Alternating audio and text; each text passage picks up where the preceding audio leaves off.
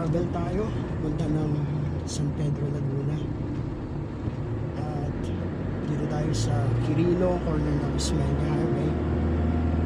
So dito sa Osmeña Highway kakanan tayo, dire-diretso lang to papunta ng Slex, pero daan tayo ng Skyway. So yung Skyway dito tayo, dun sa may Buendia tayo aakyat, tapos baba tayo ng Muntinlupa, Slex na, tapos mag-MCX tayo, tapos sa Daang Hari, tapos lusa tayo ng San Pedro Laguna. So medyo nakapila lang dito kasi may traffic light. Okay, green na. So kapag tayo nagta-travel, lagi tayong magkondisyon ng ating katawan. Huwag magda-drive ng inaantok. I-check lagi yung sasakyan, yung mga importante, battery, mga ilaw, langis, tubig. Ayan, mahalaga din yan yung sa pang wiper. Tapos yung mga gulong, ayan, lagi nating pantayin yung karga ng gulong, kung ilang PSI yung laman. Ito dati 32 lang, tapos minsan 35. Kapag may kargang mabigat, 35 yung PSI na nilalagay ko sa lahat ng gulong. At kapag ka naman hindi naman maraming karga ay 32, pwede na. So mahalaga din yung laging i-check yung pagkakapantay ng hangin ng gulong. So medyo malilim dito kasi nasa ilalim ng Skyway.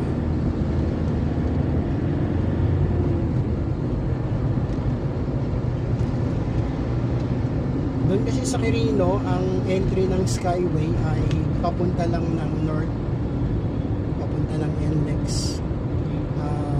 Pero meron doon ginagawa na rampa din ng Skyway na papunta naman dito sa south. Kaya lang sa ngayon ay hindi pa okay, hindi pa tapos yun.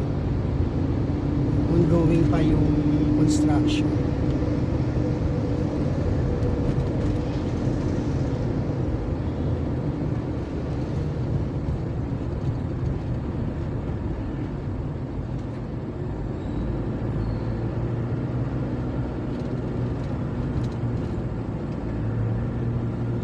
Mga truck yung kasabay natin, huwag tayo masyadong didikit sa kanila.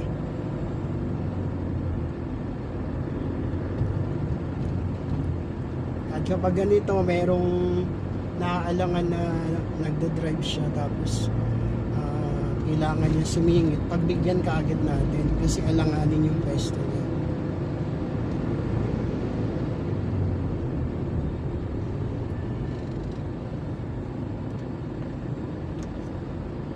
Dito sa bandang unahan may traffic light. So ito yung Pio Campo, dito cruise na traffic light. Tapos pagtawid na pagtawid lang, traffic light ulit.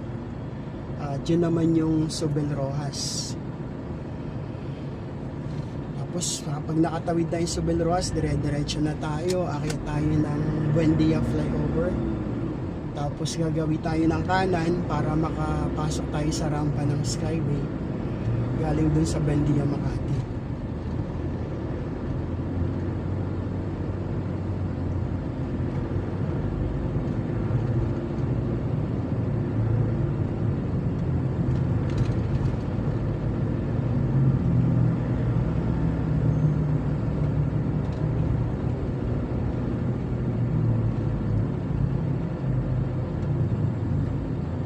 Ito yung Pio Campo.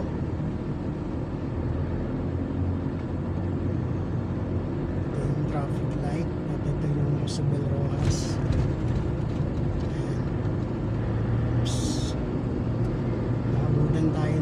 change ng light na naka-abante naman tayo. Pero kapag yung change ng traffic light ay malayo pa tayo, mag-stop agad tayo. Pero kapag gano'n na alanganin, naka-abante ka na ng kaunti, kung mag-stop ka kasi nandun ka sa gitna, kaya ang malimit na ginagawa kapag gano'n ay dinediretso. May mga pangyayari na may mga enforcer na hinuhuli yung ganong situation, at may mga contest na ginawa yung ibang mga driver. So paano nga ba tayo kapag naabutan ng change ng light doon sa papasok na ng loob ng box ng traffic light? Kasi kapag nag-stop tayo ay nandun tayo sa gitna. So ito yung flyover ng Buendia. So pagbaba nito, nandyan yung rampa ng papunta ng Skyway. So gagawin na tayo dito sa kanan para hindi tayo alanganin.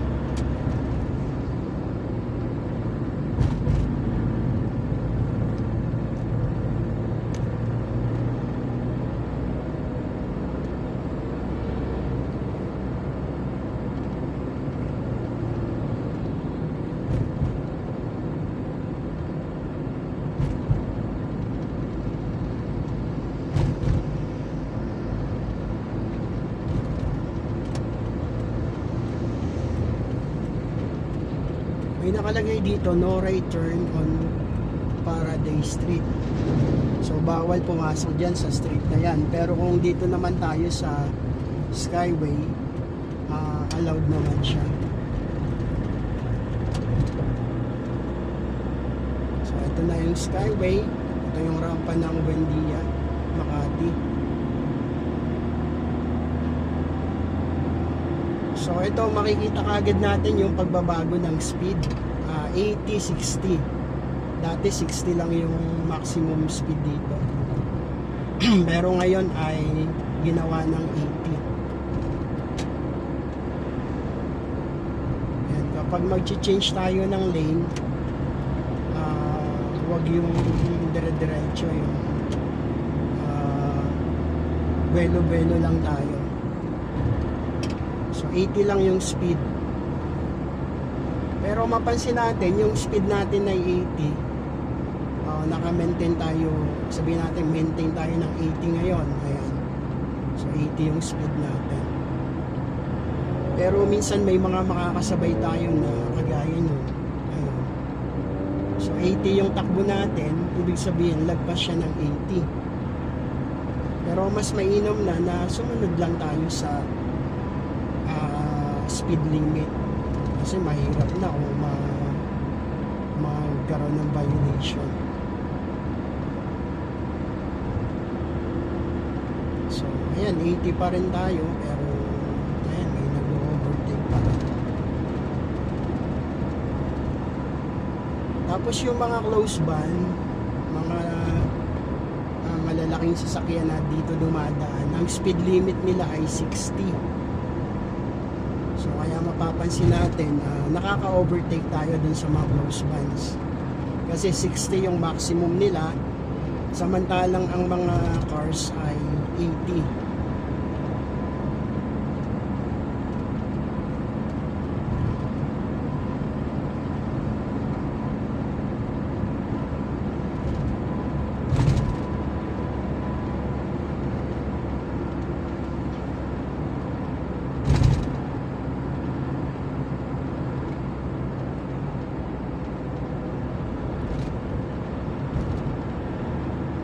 Yung unang exit dito ay papunta ng Naiya. Ito sa gawing kanan. Pero meron din dyang rampa yung galing Magallanes. So yung galing Magallanes, dyan yung kanilang daan. Dito sa unahan yung akyat nila.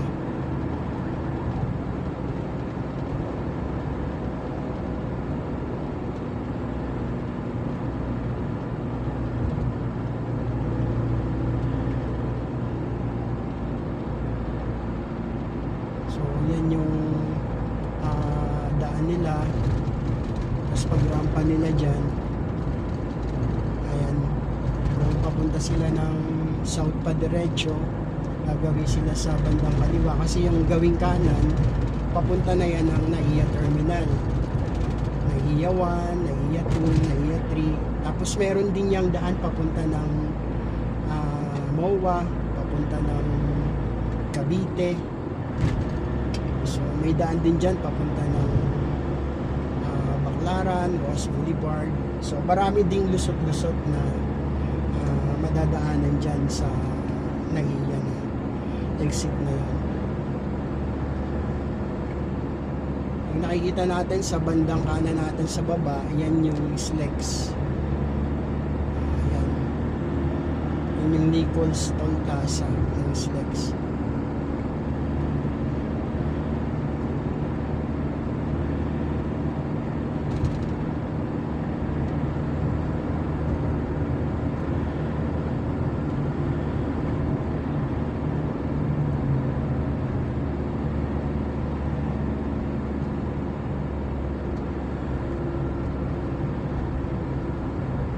Dito medyo ramdam din ng kapag nadaanan mo yung mga inuka-uka dito, pag nagulungan yan, mararamdaman mo yan na hindi siya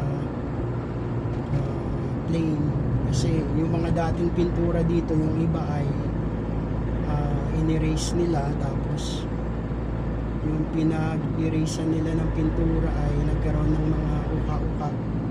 Pero yung ibang part ay naayos naman nila. Pero sana maayos din lahat.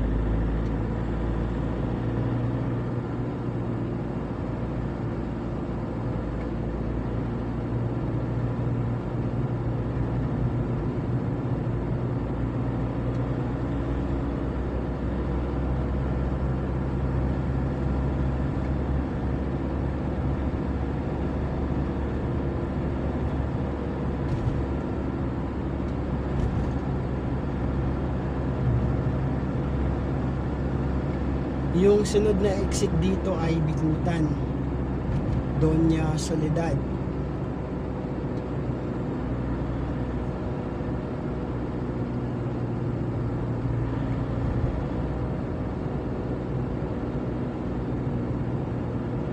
So dito lang tayo sa lane na to na hindi naman kabagalan pero hindi rin kabilisan. Itong kaliwa, kalimitan sa mga expressway, overtaking lane.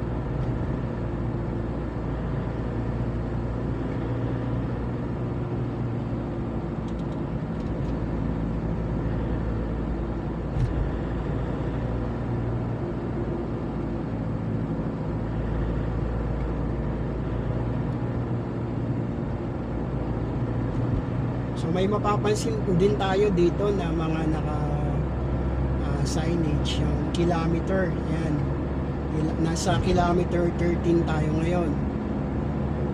So ang ibig sabihin yan, ang kilometer 0 kasi ay ang location niya dun sa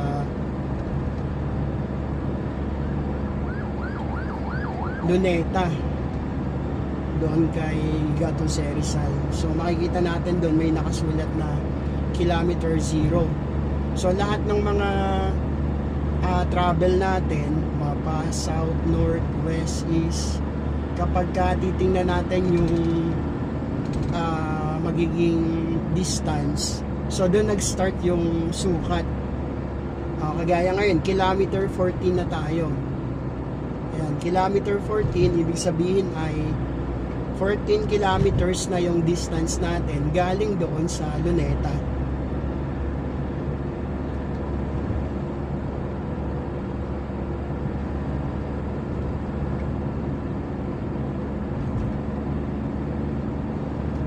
Dito sa gawing kaliwa natin, dito naman makikita natin yung Laguna de Bay.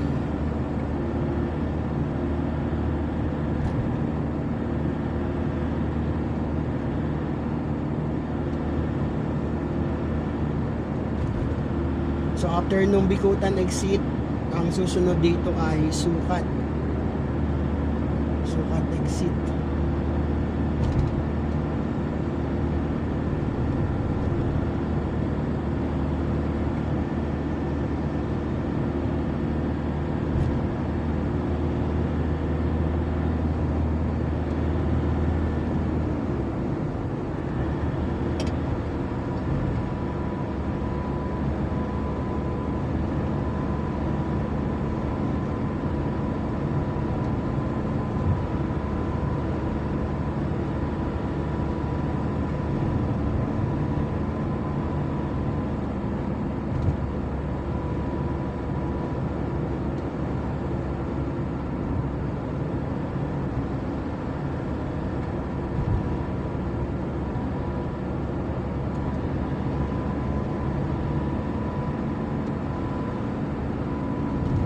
Pagkatapos nitong Sukat exit, ang susunod na ay yung Alabang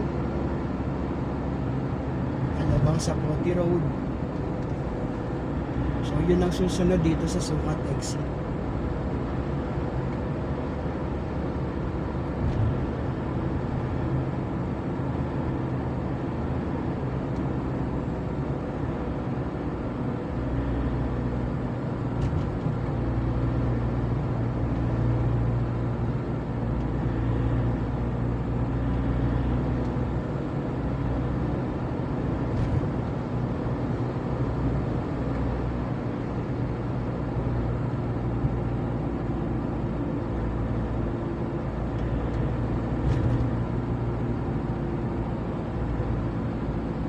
Ayan, sa gawing kaliwa natin, kitang-kita na dito yung Laguna de Bay.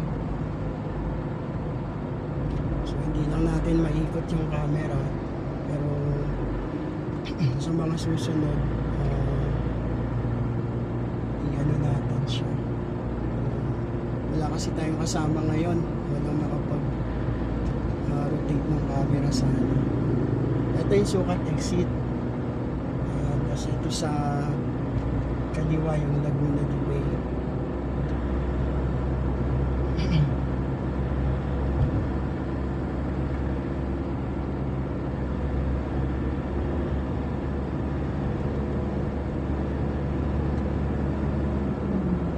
So yung toll plaza dito na susunod ay ginawa ng pass-through.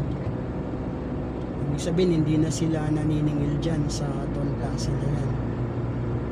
Lalagpasan na lang natin yung galing lang dito, yung galing dito sa lane natin, pero dun sa kabilang lane, yung katapat ng toll plaza, dun din yung singilan nila. Ang tinanggal lang na singilan yung galing dito sa north papunta dyan sa south, kasi yung mga mag-e-exit na ng Alabang, doon naman may singilan na sila. Tapos yung mag-i-exit na ng sa Slex na, tuloy-tuloy na yon. So pagdating natin dito sa toll plaza ay ito, kapag ganito naaalangan yung nasa unahan natin, signalan natin, anuhan natin ang ilaw na paalalahanan. Pero kung meron siyang ginagawang signal, pagbibigyan natin. Kaya lang, hindi natin alam kung kakaliwa, kakanan, kasi walang signal. So, lahat ng exit kanina, lahat ay kanan. Pero ngayon dito sa Alabang, sa Pote Road, ang exit dito ay nandito na sa kaliwa. Ayan, kaya gagawin dito tayo sa kanan. Kasi ito yung padiretso ng Slex. Diretso ng Calamba, Batangas, Laguna. Ayan. So, ayun, makita natin, papuntang Alabang sa Pote Road, Las Piñas, nandun sa left side. Unlike dun sa mga exit kanina ng Naiya, Bikutan, Sukat, so lahat ay nandun sa kanan. Ito lang yung naiba, nasa kaliwa siya. So diretso tayo.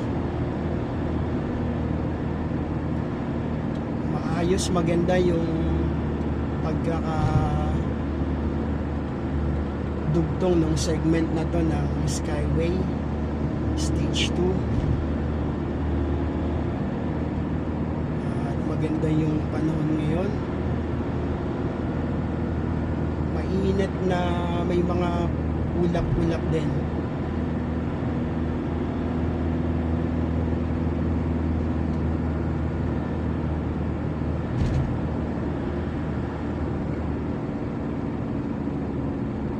So ayan, ang speed limit nila ay 80. So kung tatakbo ka dito ng 80 ay okay lang yon. Pero kapag ka mga close bands, ang takbuhan nila ay 60.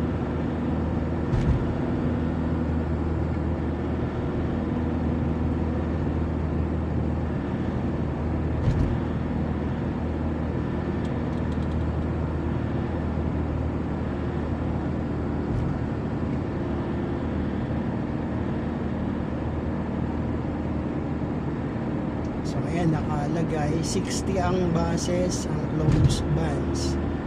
Tapos dun sa taas 80.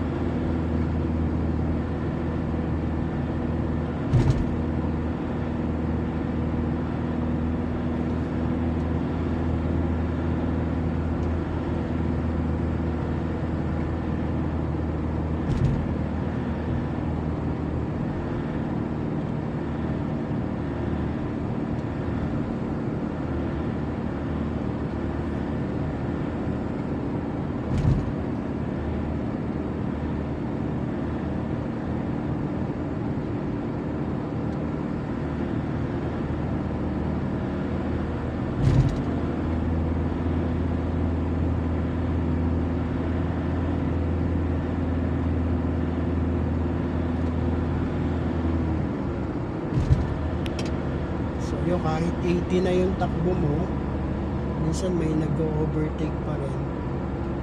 Ibig sabihin, lagpas sila ng 80. Pero pagbaba natin dito sa SLEX, ang speed limit dito ay 100 kph na. Ito lang Skyway. Siguro mataas kasi yung location, kaya binawasan nila yung speed na hindi nila pinapaabot ng 100. Okay, so ito na yung pinakadulo ng Skyway. At diretso pasok na to ng SLEX. So nandito na tayo ngayon sa SLEX. At ang speed limit na dito ay 100 kph.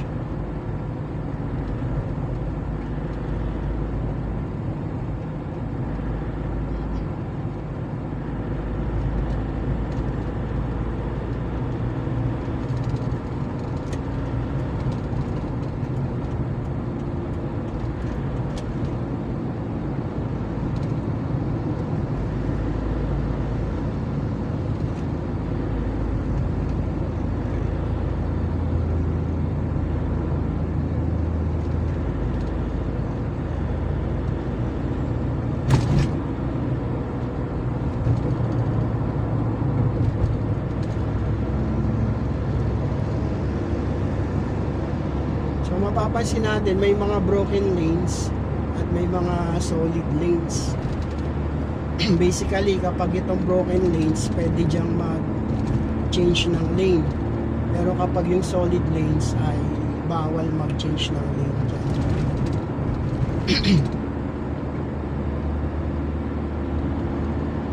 Kapag medyo kinukulang kayo ng gas, galing kayo ng Skyway, pagbaba meron agad gasolinahan dyan, yung Shell gasoline station. So So pasok tayo dito sa MCX.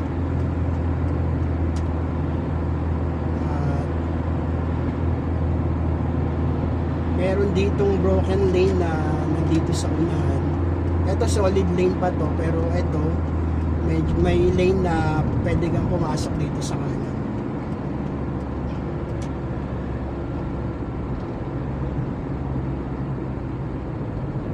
So dati yung way na to papunta lang ng Susana exit, pero ito na yung idinugtong ang Muntinlupa Cavite Expressway. So ito yung MCX. Pagpasok pa lang natin dito, may speed limit na kagad na 40. Kasi ano siya, kurbada.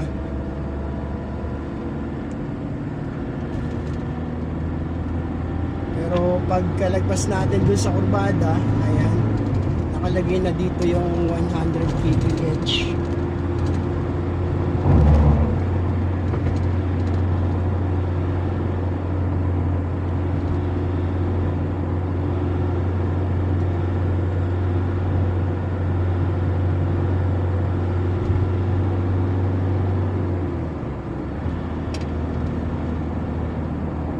Ayon sa tala ng pag-aaral, ito ang pinakamaiksing expressway dito sa ating bansa.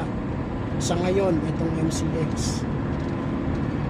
Ang length nito ay 3 kilometers lang.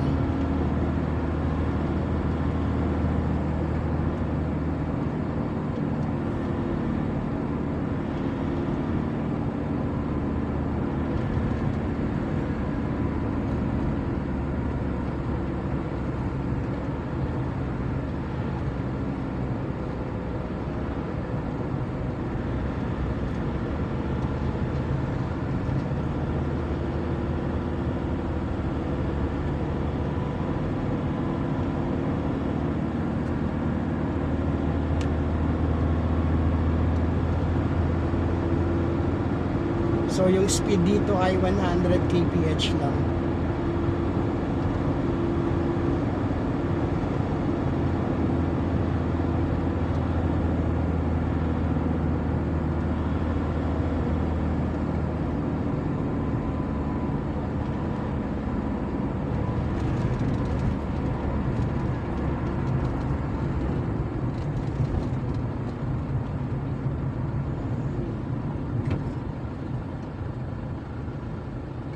So kapag dadaan tayo, slow down tayo. So mula dun sa pagpasok ng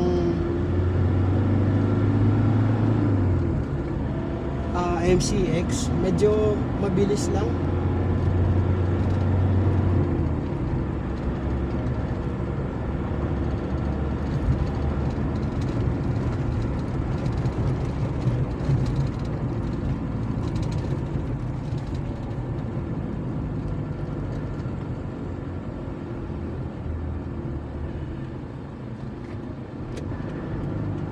Yung toll niya ay ano siya, 205.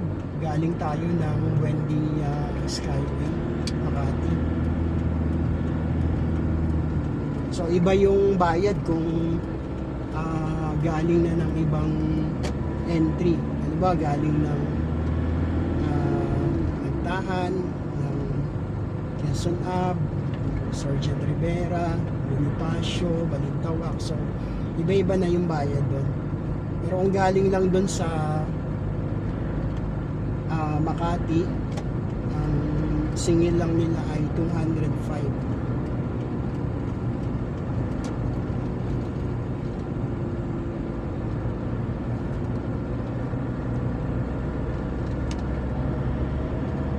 So ito yung Daang Hari.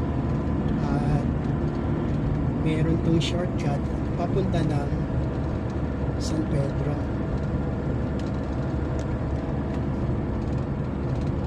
Dito sa Daang Hari may speed limit din dito. Ayan, ang laki nung nakalagay, 50 kph.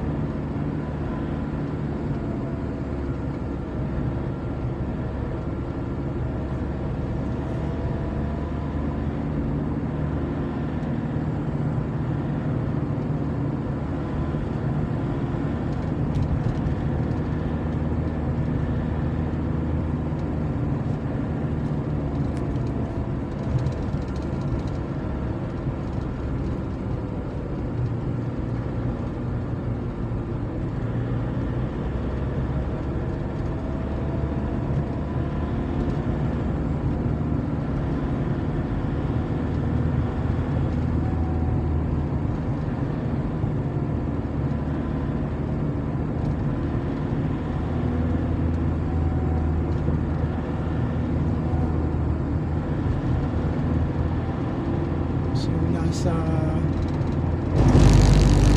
katabi nating sasakyan, medyo malikot siya mag-drive.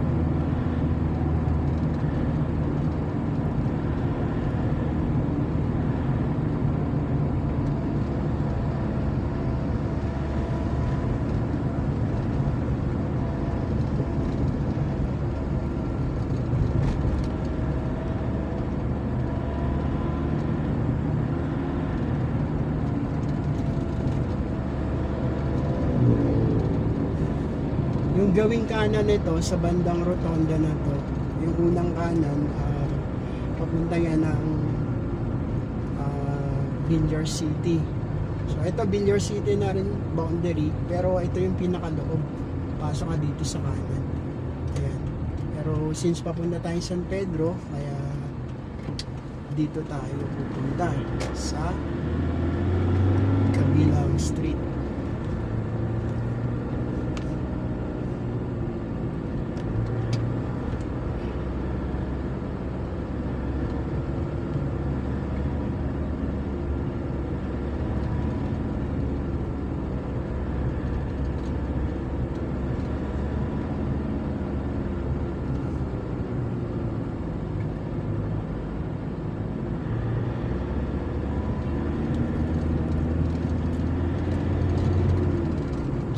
Ay sakupan ng Muntinlupa. Kanina yung sa Villar City may part doon na papunta ng Las Piñas boundary, tapos Bacoor, tapos Dasmariñas.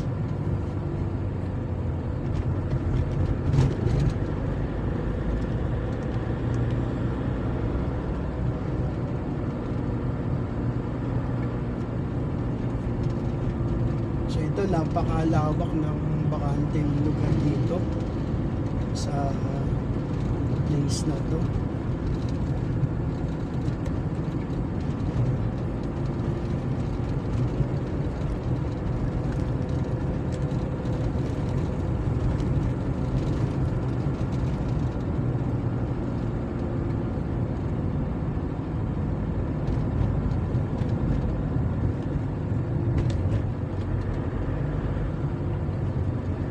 So intersection, kapag ganitong intersection ay mag-slow down tayo. Pakiramdaman natin yung ibang mga nakakasabay natin, kasi baka biglang may mabilis na paparating.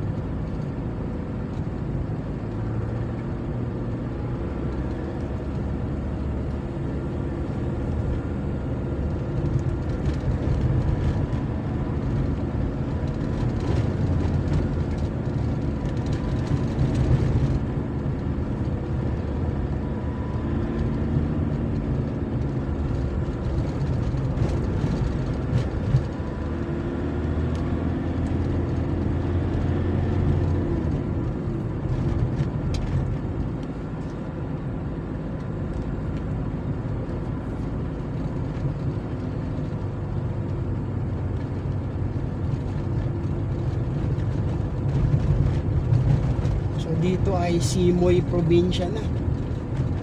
Ayan. Kung titignan mo, parang talagang province na siya.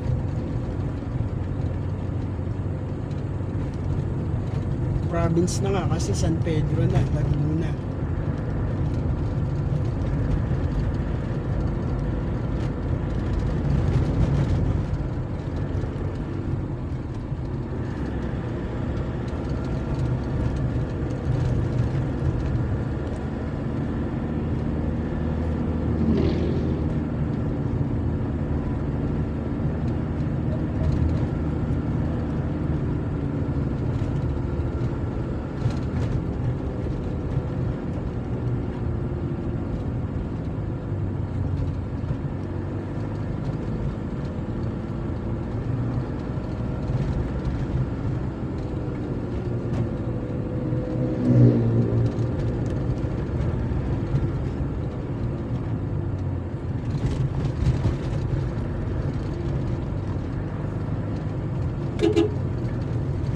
daanin yung parking ng kotse na yan.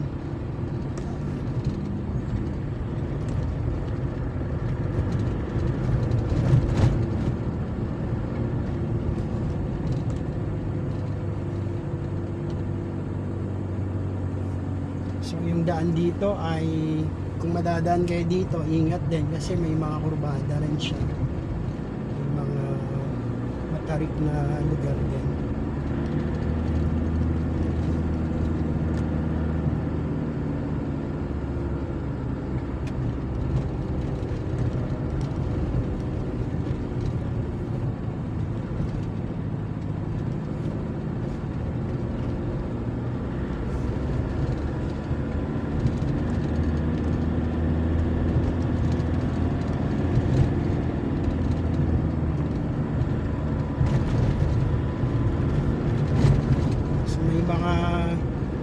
Part din na medyo maano din yung akyat niya, medyo mataas din o hindi naman kataasan, pero ramdam mo kasi talagang naka uphill yung position ng sasakyan.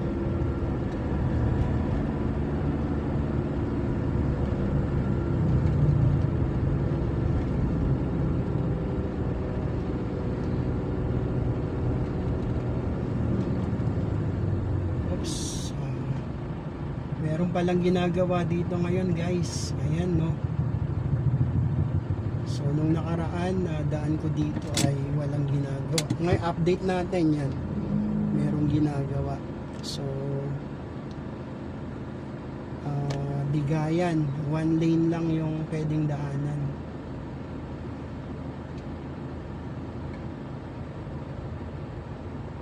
Dito sa may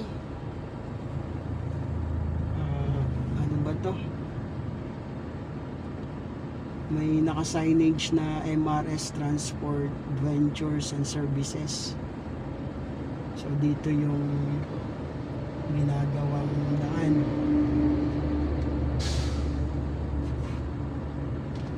At may batang nagmamando ng traffic. Ang galing ng bata. So bigyan natin ng yung bata. Bigyan natin ng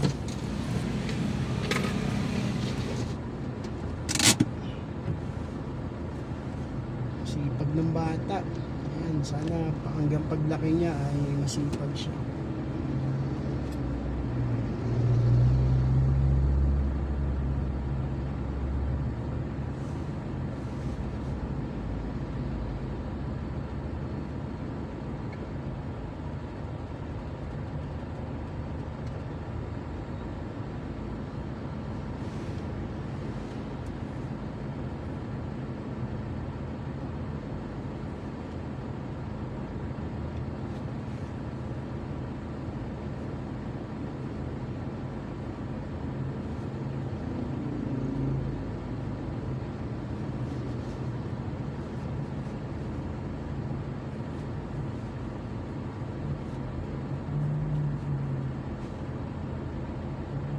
Medyo mahaba-haba siguro ito.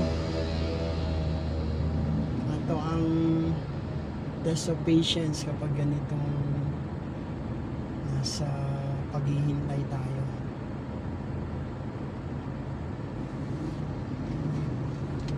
Pero bawat paghihintay may mga blessing naman.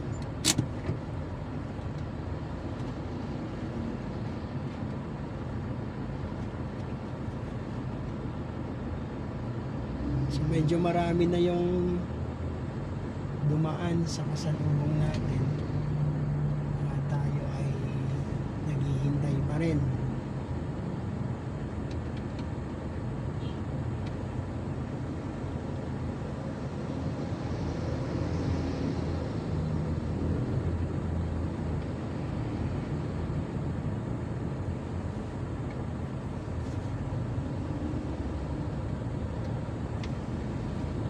Okay, tayo na.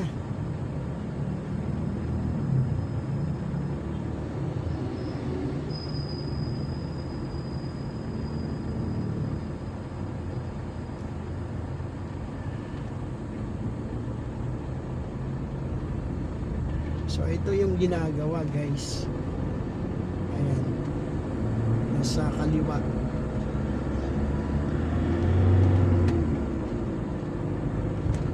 Binabakbak pa lang pala yung iba oh.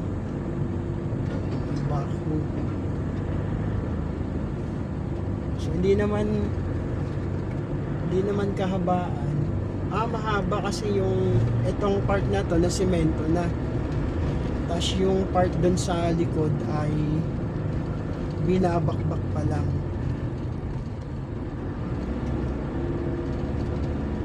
Puro mga nasa mahigit 50 meters din yun.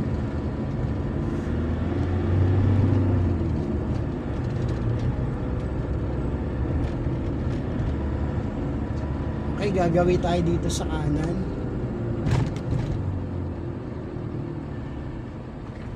So, nandito ay San Vicente, SM Center San Pedro. So, doon tayo sa San Vicente.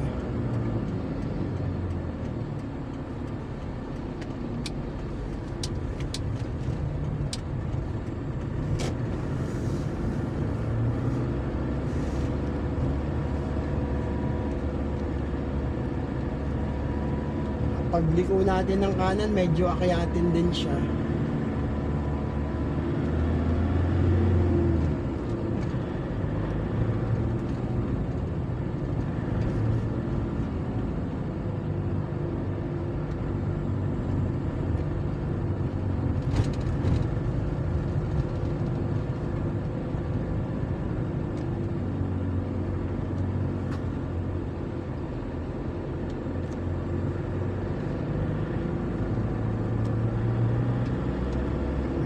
Haba din ng konti yung akyat.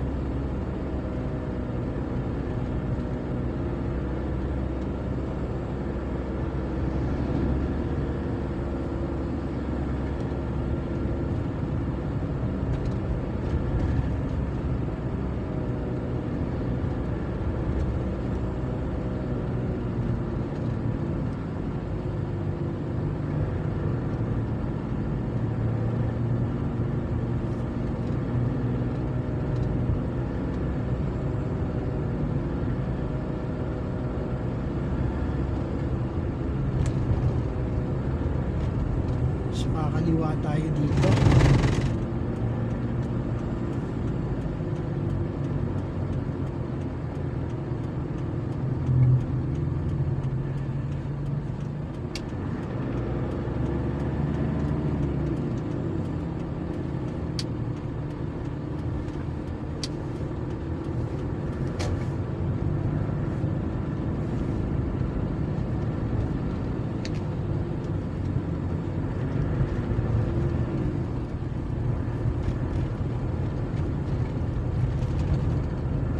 Tingnan natin kung may ginagawa din dito.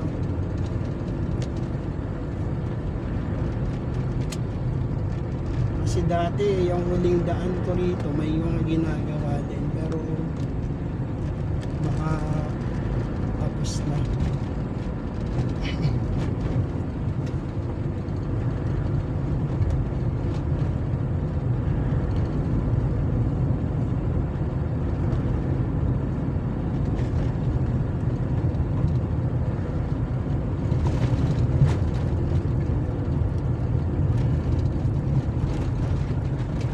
Ito yung part na ginagawa dati.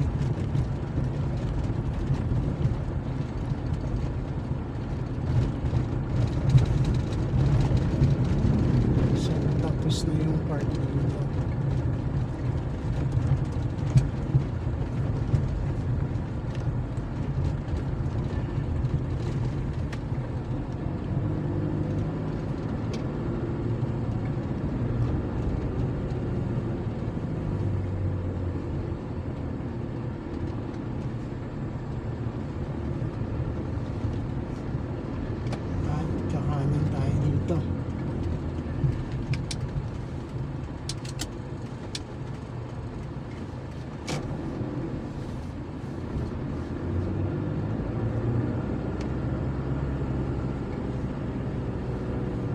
Daming manggang nahulog ko, sayang.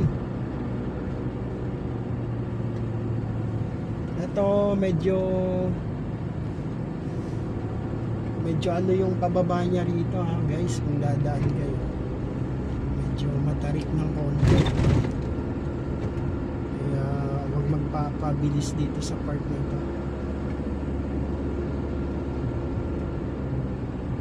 Pero second gear lang yung ginamit ko para hindi masyadong bibilis yung takbo.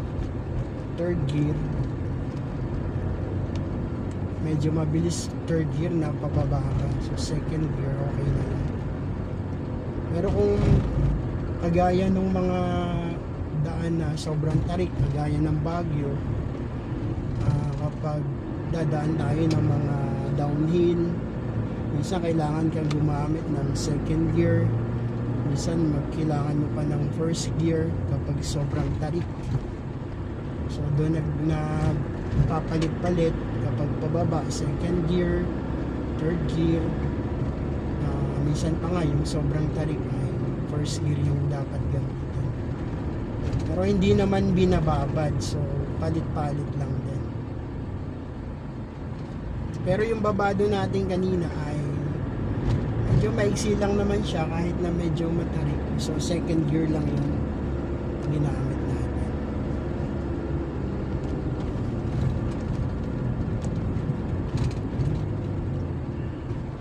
So lagi kong ginagalaw yung salamin kasi magalaw yung ating cellphone. So ito dati may ginagawa din dito. Ayan, pero ngayon ay ayan, tapos na rin yata. May mga tambak na lang ng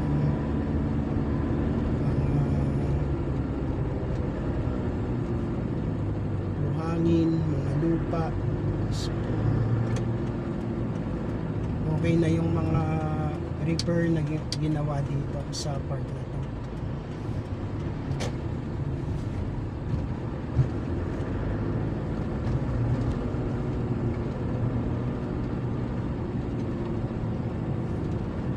So San Pedro, Sampaguita Village na tayo.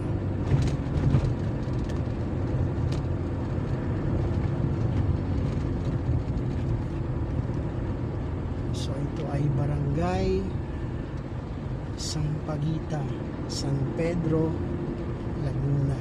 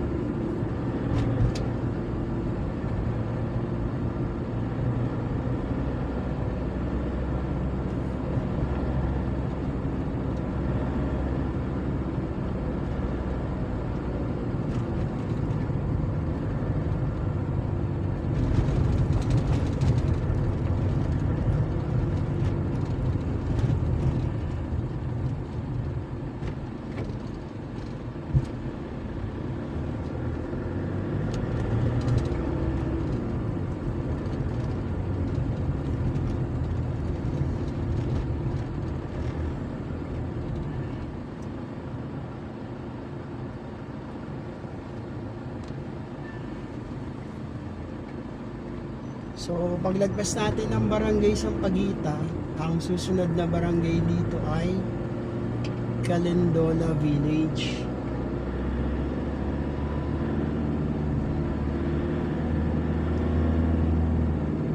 So Barangay Calendola naman itong sunod nating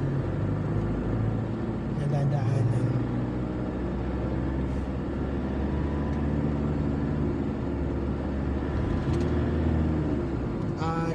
ako ng ating destination. Ayan, dun muna tayo sa McDo.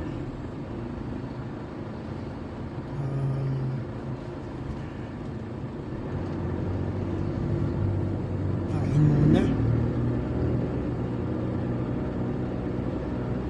So, inom muna ng malamig kasi sobrang init. Dito sa gawing kanan, ito yung SM San Pedro. Kung pupunta kayo dito sa SM. Yan, tapos yung street nyo dyan ay Acacia. So, nandun yung SM San Pedro.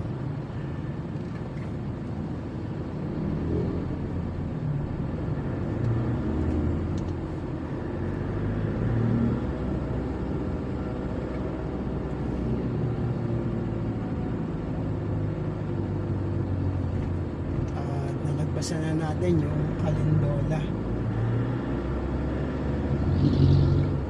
So dito naman tayo sa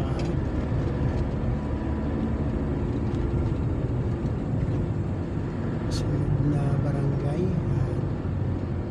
Daan muna tayo dito sa McDonald's. Ayan, maraming salamat guys sa pagsama sa panonood ng ating mga video. Maraming salamat sa patuloy niyong pagsuporta sa ating channel, sa mga nag-like, nag-share, nag-comment. Maraming salamat. Ang Panginoong Diyos ang mag-bless sa ating lahat.